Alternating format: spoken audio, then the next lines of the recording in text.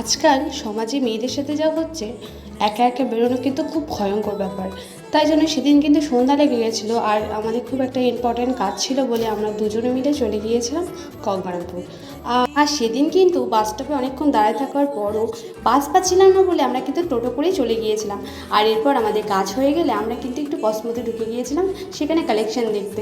আর এর মধ্যে আমার কিন্তু একটা জুতো লাগতো বলে আমরা একটা জুতোর দোকানেও গিয়েছিলাম, আর সেখান থেকে আমি একটা জুতোও কিনে নিয়েছিলাম।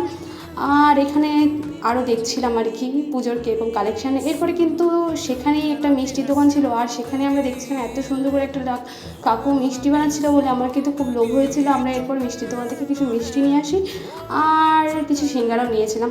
এরপর আমরা চলে যাই আমাদের ফেভারিট মাটন স্যুপটা খেতে আর কি। এরপর আমরা মাটন স্যুপটা খেয়ে তারপর একটা আইসক্রিম হাতে নিয়ে আমরা কিন্তু উঠে যাই বাসে।